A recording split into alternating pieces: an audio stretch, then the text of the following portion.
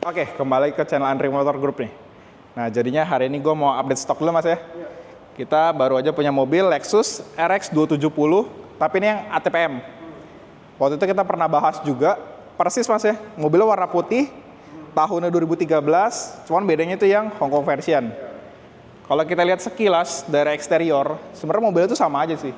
Mau yang Hong Kong version ataupun yang ATPM. Perbedaannya itu dari interiornya. Cuman kita bahas eksterior dulu, baru ntar interior mas ya. Oke, jadi kalau kita bicara mobil Lexus itu, orang pasti mikir tuh mobil yang mewah ya mas ya. Mahal, terus juga nyaman pastinya. Cuman kalau misalkan dibilang mahal, sekarang udah enggak mas. Ini RX 270 ini, 2013 tuh harganya terjangkau banget mas. Ya, ini di bawah 300 juta mas. Ya, dapat Lexus, ini berarti MPV ya, medium MPV, tapi di bawah 300 juta. Gitu, dan mobilnya ini masih bagus banget. Bannya juga nih, bannya kemarin baru aja diganti empat-empatnya mas. Jadi bannya ini kemarin diganti empat-empatnya, produksinya mana nih? Ini produksinya 2024, itu semuanya. Ya, jadi pas mobil baru masuk, ban kita ganti baru semua. Gitu. Terus juga udah kita servis semua. Nah, kita lihat dari belakang sini mas. Kita lihat dari belakang, sebenarnya kalau Lexus ini mungkin lawannya itu bisa ini mas, Toyota Harrier ya. Ya, cuma kalau di tahun 2013, Toyota Harrier sama Lexus RX 270 pasti lebih mewah Lexus RX 270 ya, kalau kita lihat dari model ya. Itu modelnya, kalau yang menurut gue sih Harrier 2013 ya agak ketinggalan zaman ya. Beda sama RX 270 di tahun 2013 ini gitu. Terus juga ini, jadi sebenarnya gini mas, RX 270 itu ada 3 tipe. Ada yang Hong Kong version, ada yang ATPM, sama yang paling tinggi itu setahu gue yang Japan Edition. Ya, kita lihat interiornya deh mas, perbedaannya. Nih. Oke, kita sambil nyalain mobilnya dulu. Nah, kalau yang Japan Edition, itu setahu gue juga dia ada dua tipe lagi mas. Ya, ada yang pakai ring 19, sama ada yang panoramik, kalau nggak pakai sunroof. Nah, kalau ini pakai sunroof nih. Ya. Terus kalau Japan Edition, dia itu panoramik, jadi nggak bisa dibuka untuk bagian ininya, atasnya ya. Kalau misalkan Japan, ini bisa. Yang Japan tuh dia sampai belakang tapi kacanya. Gitu. Sebenarnya emang lebih keren sih Japan mas ya. Panoramik dia full sampai belakang. Gitu. Nah, terus yang tadi gue bilang nih, perbedaannya apa nih untuk yang ATPM sama yang Hong Kong? Masuk bagian interior, kalau udah lihat vlog gue yang waktu itu ya, orang udah nonton yang Hong Kong version, interior itu warnanya beda. Iya, beda warnanya. Ya, kalau yang waktu itu warnanya beige, kayak warna coklat-coklat gitu. Kalau ini warna hitam. Iya, ini hitam. Ya, bedanya satu dari warna joknya. Ya, kedua, Hong Kong version itu kemarin kita nggak ada heater seatnya nih mas. Nggak ada heater. Ya, kalau misalkan ATPM tuh dia ada heater seatnya. Ya. Padahal kalau misalnya kita lihat mobil sekarang mas ya, untuk yang ATPM itu sama yang kita bilang importir umum lah, karena Hong Kong version ini kan berarti importir umum ya, belinya dari dealer-dealer mobil luar gitu yang import sendiri. Kalau zaman sekarang mobil EU itu lebih lengkap harus speknya, ya dan lebih mahal. Cuman kalau di zaman dulu mobil ATPM itu malah lebih lengkap nih, ya untuk di bagian heater seatnya. Terus apalagi nih keuntungannya kalau beli RX 270 tapi yang ATPM, Maps-nya. Ya, kalau kita lihat dari sini Maps-nya itu udah ada Maps Indonesia.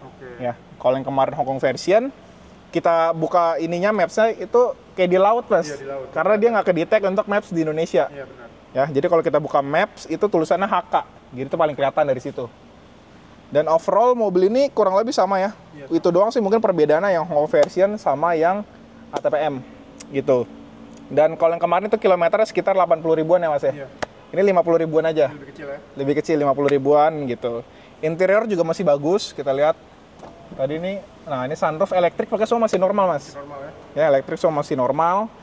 Terus kalau misalkan masalahnya di mobil Jepang ya, kita bicara misalkan mobil Alphard ataupun ini deh, kita bicara Lexus ya, RX 270, itu dashboard suka pada pecah. Ya, cuman ini dashboard masih aman nih.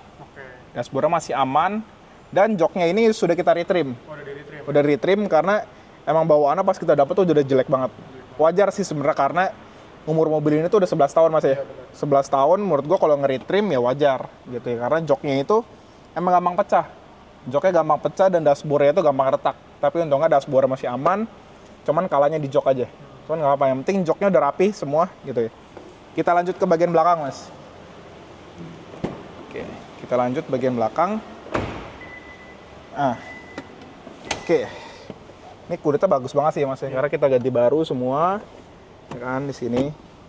Sini buat cup holdernya, sini buat penyimpanan barang aja sih. Gitu. Kalau udah Lexus sih udah pasti nyaman ya Mas mobilnya. Ini posisi gue sih agak mundur emang ya, cuman kaki gue tuh masih enak banget. Gitu ya.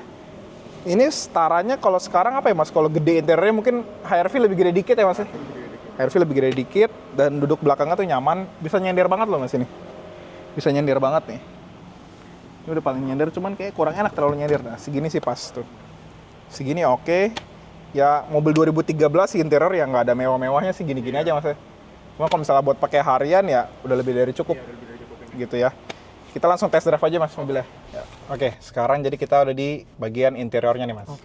Jadi sekarang kita mau ngebahas untuk interiornya Lexus ini sama driving experience mobil ini tuh gimana gitu. Yang pertama gue ngerasain mobil Lexus ini adalah yang pasti suspensinya itu empuk. Ya, Lexus itu udah paling terkenal ya empuknya. Ya empuk, nyaman, mewah tuh udah Lexus banget lah gitu. Tapi yang gue nggak suka dari mobil ini karena cc-nya itu terlalu besar ya menurut gue ya. Karena zaman dulu itu mobil rata-rata tuh NA Mas. Ya, naturally aspirated, jadi nggak ada turbonya. Kayak ini RX 270 itu cc-nya 2700 cc. Nah, terus di atas RX 270 di zamannya ada RX 350. Ya, RX 350 itu cc-nya 3500 cc V6. Nah, itu jauh lebih boros lagi sih. Menurut gue ya agak boros aja sebenarnya mobilnya. Untuk boros itu berapa nih? Kemarin gue dapat itu di tol ya. Kurang lebih itu 1:9 Mas. Di tol 1:9. Di tol 1:9. Itu boros. Kalau misalkan di jalan-jalan gini, ini belum gue riset ya. Ini setelah gue campur jalan raya sama di tol tuh 1:8,4. Jadi kalau di dalam jalan raya gini dalam kota 17 sampai 18. Ya. Jadi emang mobil ini nggak bisa dibilang irit Mas. Ya, karena sekarang gini orang udah beli mobil Lexus harusnya tuh udah nggak mikirin untuk bensinnya. Nggak mikirin. Ya, yang penting mobilnya dia dapat enak, nyaman gitu kan, bertenaga, ya udah bensin itu urusan terakhir Mas ya. Apalagi orang udah punya Lexus, udah tuh udah nggak mungkin deh menurut gua lu mikirin bensin gitu udah nggak mungkin lah. Yang penting mobil lu pakai nyaman gitu. Nah terus juga di tahun 2013 ini lumayan bisa dibilang canggih ya karena mobil ini sudah ada head-up display-nya. Gitu, di sini ada head-up display-nya untuk naik turunnya juga bisa nih. Gitu. Jadi kalau yang Lexus RX 270 yang kemarin Mas, itu kemarin gue pikir head-up display-nya tuh mati, ya kan? Ternyata tuh bisa dinaik turunin. Ya, jadi kemarin nggak kelihatan. Jadi kemarin gue turun, oh ternyata head-up display-nya itu hidup, gitu. Lumayan ngebantu juga sih head-up display ya buat lihat kecepatan sekarang, buat lihat giginya ntar boleh masukin sinematika tuh Mas, lagi di gigi D gitu. Cuman kalau misalkan malam, gue agak terganggu Mas untuk pakai head-up display, ya. Karena kita sambil nyetir tapi kayak ada terang-terang gitu, angka itu agak ganggu sebenarnya. Jadi kalau gue sih sebenarnya kurang suka pakai head-up display gitu.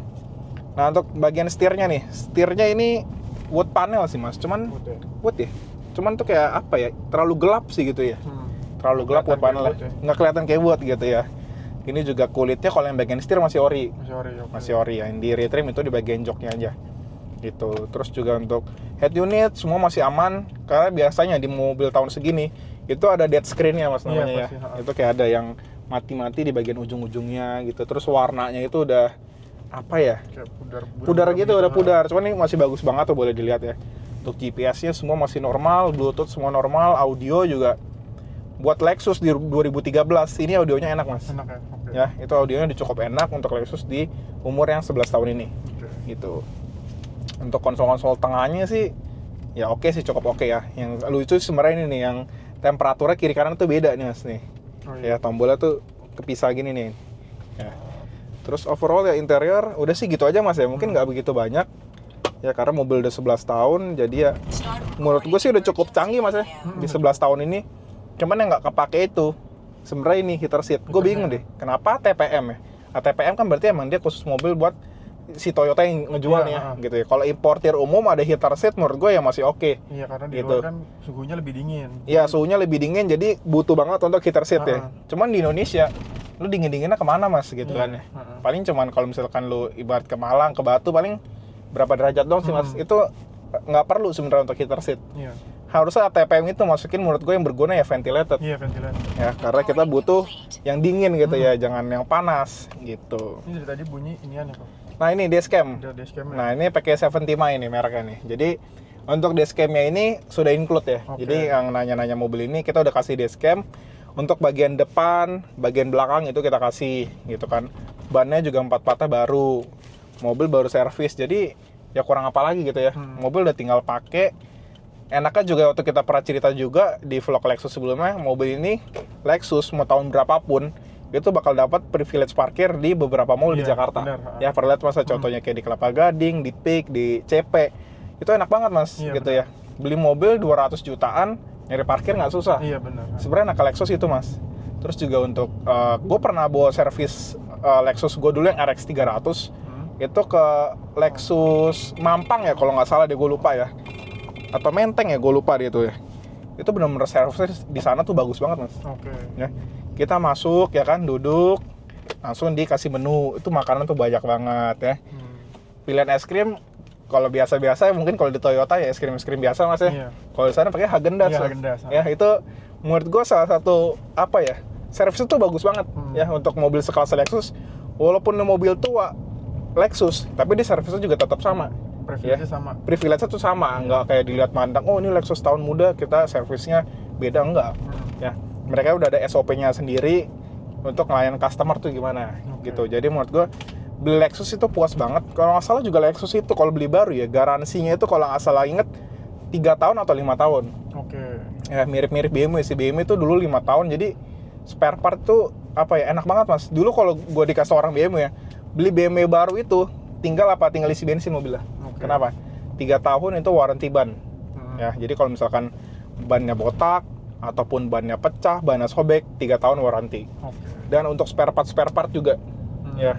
Kalau 5 tahun itu untuk servis aja kayak ganti oli, filter oli, kampas rem itu 5 tahun.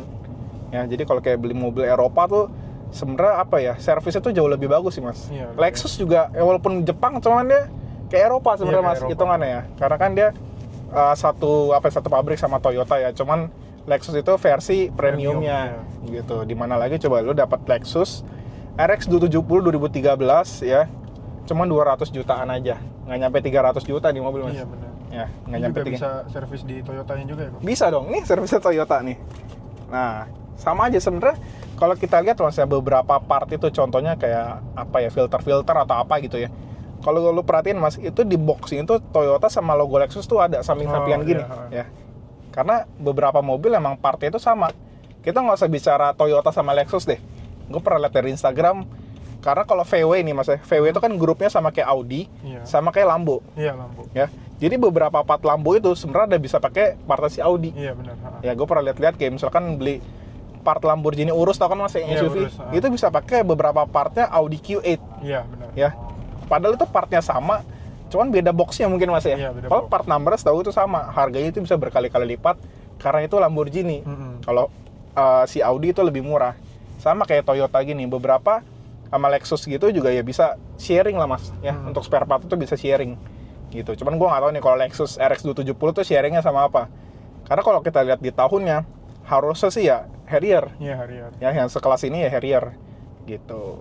Oke, jadi sekarang kita mau tes untuk mesinnya nih dengan mesin 2700 cc 4 silinder, itu tenaganya itu gimana?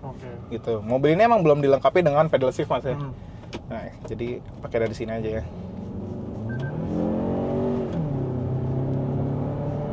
Tenaga oke lah mas ya.